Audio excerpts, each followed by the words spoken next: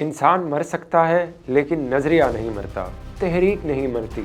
ہم چاہیں مر بھی جائیں لیکن اب بنگلہ دیش کی نوجوان نسل کبھی بھارتی بالادستی کو قبول نہیں کرے گی۔ یہ تاریخی الفاظ تھے بنگلہ دیش کے مقبول طالب علم رہنما عثمان ہادی شہید کے، اور آج یہ ان کی نماز جنازہ کے مناظر ہیں، جہاں لاکھوں افراد دلی دلی نہیں بلکہ ڈھاکہ ڈھاکہ کے نعروں سے اعلان کر رہے ہیں کہ عثمان ہادی کا کہا ہوا سچ ثابت ہو رہا ہے۔ دلی نہ ڈھاکہ، دلی نہ ڈھاکہ، غلامی نہ آزادی، ক্ষমতা نہ جنتا۔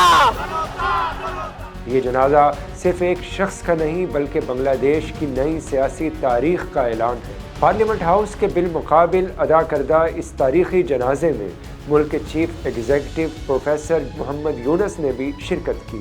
انہوں نے عثمان ہادی کو خراج تحسین پیش کرتے ہوئے کہا کہ عثمان ہادی ہمیشہ بنگلہ دیشیوں کے دلوں میں زندہ رہیں گے۔ نماز جنازہ میں ڈاکٹر شفیق الرحمان، امیر جماعت اسلامی بنگلہ دیش اور طلبہ انقلاب کے رہنما نہید الاسلام اور دیگر سیاسی اور طلبہ قائدین کی بڑی تعداد بھی شریک ہوئی۔ آنکھیں اشکبار تھی، دل غم سے بھرے ہوئے تھے، اور یہ جنازہ عوامی طاقت کی تصویر بن چکا تھا۔ بالآخر عثمان ہادی کو لاکھوں سوگواروں کی موجودگی میں ڈھاکہ یونیورسٹی کے قریب قومی شاعر قاضی نذر الاسلام کے پہلو میں سپرد خاک کر دیا گیا۔ عثمان ہادی بنگلہ دیش کی نوجوان اور طالب علم سیاست کا سب سے توانا نام تھے۔ وہ انقلاب مانچا اور طلبہ انقلاب تحریک کے مرکزی چہرہ تھے۔ 2024 کی طلبہ تحریک کے بعد وہ سڑک، کیمپس اور عوامی جلسوں میں مزاحمتی سیاست کی علامت بن گئے تھے۔ ان کی تقاریر، نعرے اور بیانیاں خاص طور پر نوجوان نسل میں غیر معمولی مقبولیت حاصل کر چکا تھا۔ طلبہ انقلاب میں عثمان ہادی کا کردار محض علامتی نہیں، وہ تنظیم، احتجاج، اسٹریٹ موبلائزیشن اور نظریاتی سمت چاروں محاذوں پر متحرک تھے۔ ریاستی جبر، سیاسی اسٹیٹس کو اور بیرونی بالادستی کے خلاف وہ کھل کر بولتے تھے، اور یہی بات انہیں تحریک کا چہرہ بنا گئی۔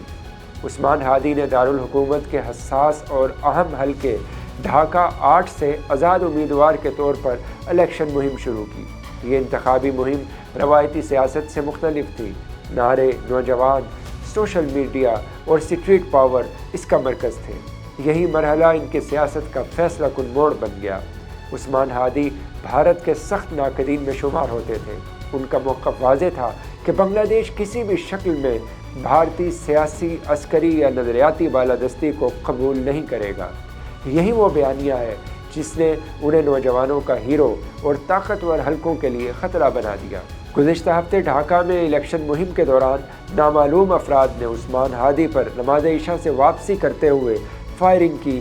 گولی سر میں لگی، حالت نازک ہوئی تو انہیں علاج کے لیے سنگاپور منتقل کیا گیا، لیکن وہ جاں بر نہ ہو سکے اور 18 دسمبر کو شہادت پا گئے۔ عثمان ہادی کی شہادت کے بعد پورا بنگلہ دیش احتجاج کی لپیٹ میں آ گیا۔ ڈھاکہ، شاہ باغ اور دیگر شہروں میں مظاہرے پرتشدد ہو گئے۔ توڑ پھوڑ اور جھڑپوں کے واقعات سامنے آئے۔ لکشمی پور میں ایک بچے کی ہلاکت بھی ہوئی۔ مشتعل مظاہرین نے ملک کے 2 بڑے اخبارات، دی ڈیلی اسٹار اور پورتھومولو کے دفاتر اور پرنٹنگ پریس کو آگ لگا دی، جسے مظاہرین اپنی نظر میں جانبدار کوریج کے خلاف رد عمل قرار دے رہے تھے۔ اسی دوران مظاہرین نے بھارتی سفارت خانے کی جانب مارچ کی کوشش بھی کی، جسے پولیس اور سیکورٹی فورسز نے رکاوٹیں اور اضافی نفری تعینات کر کے روک دیا۔ ان واقعات کے بعد ڈھاکہ میں ہائی الرٹ نافذ کر دیا گیا۔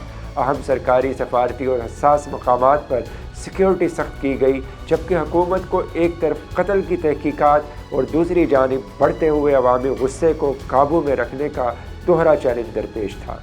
ناظرین، عثمان ہادی تو سپرد خاک ہو گیا، مگر اس کا بھارت مخالف بیانیہ اب پوری شدت اور یکسوئی کے ساتھ بنگلہ دیش کے عوام کا قومی بیانیہ بن چکا ہے۔ ڈھاکہ یونیورسٹی کے عبد المالک کی شہادت سے شروع ہونے والا صف غلام اعظم اور مطیع الرحمان نظامی سے ہوتا ہوا عثمان ہادی کی شہادت تک آن پہنچا ہے۔ یہ لہو بار بار یہ اعلان کرتا ہے کہ 2 قومی نظریہ بر صغیر کے مسلمانوں کا ایمان و ایقان ہے، اور کوئی گاندھی، کوئی ابوالکلام، کوئی اندرا، کوئی مودی اور کوئی حسینہ اسے بنگال کے مسلمانوں کے دلوں سے نہیں نکال سکتے۔